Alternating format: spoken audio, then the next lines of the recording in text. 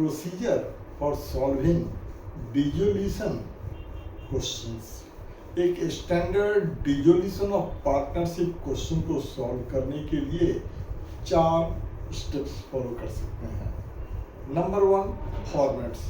सबसे पहले realisation account, उसके बाद पार्टनर्स करेंट या capital account, number 3 partners loan account और नंबर 4 बैंक अकाउंट। इन 4 का फॉर्मेट बना लेंगे।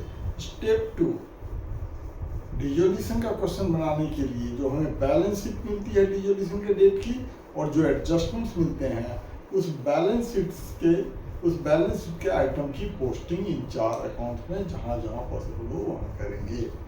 अब पोस्टिंग के काम को 2 पार्ट में बांट देते हैं, एसेट्स की पोस्टिंग, लायबिलिटीज की पोस्टिंग। एसेट्स की पोस्टिंग में 5 बातों को ध्यान में रखेंगे। कैश और बैंक के बैलेंस को कैश और बैंक बैलेंस के डेबिट साइड अकाउंट के डेबिट साइड में 2 बैलेंस बीडी करके लिखेंगे।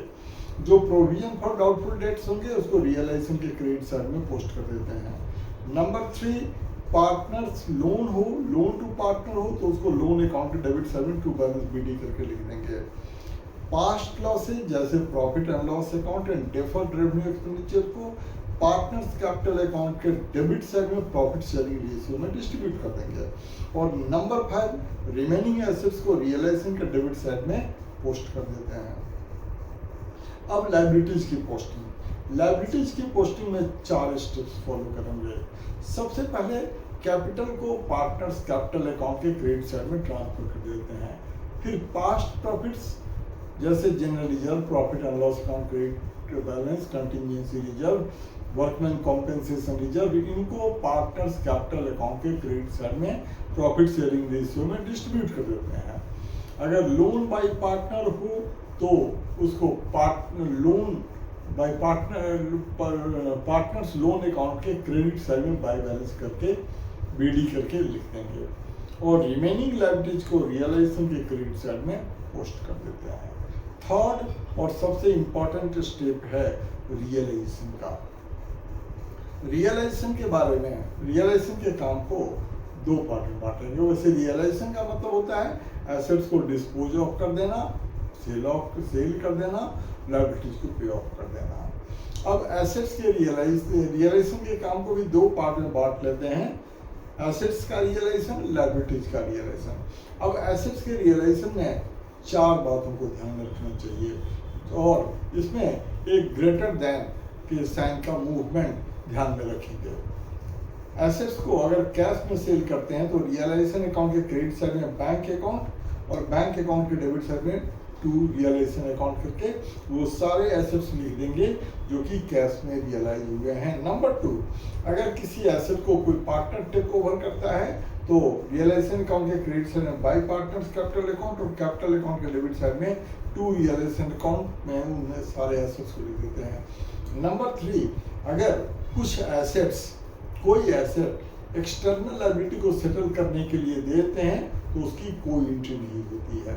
और अगर किसी एसेट के बारे में चाहे वो रिकॉर्डेड हो या ना रिकॉर्डेड हो, उसके बारे में कुछ नहीं कहा हो या एडजस्टमेंट में कुछ दिया हो अनरिकॉर्डेड एसेट के बारे में, तो उसको जो वैल्यू है उस पर कैश में रियलाइज करते हैं बाय बैंक और बैंक अकाउंट में टू रियलाइजेशन। फिर लायबिलिटीज के रियलाइजेशन में भी 4 बातों को ध्यान में रखते हैं। लेस देन का मूवमेंट होगा। अगर किसी लायबिलिटी को कैश में पे करते हैं तो रियलाइजेशन के डेबिट साइड में टू बैंक अकाउंट और बैंक के क्रेडिट साइड में बाय रियलाइजेशन अकाउंट। अगर किसी लायबिलिटी को कोई पार्टनर टेक ओवर करता है तो टू पार्टनर्स कैपिटल अकाउंट और कैपिटल अकाउंट के क्रेडिट साइड में बाय रियलाइजेशन अकाउंट। अगर किसी एक्सटर्नल लायबिलिटी को कोई एसेट देकर सेटल करते हैं उसकी कोई एंट्री नहीं।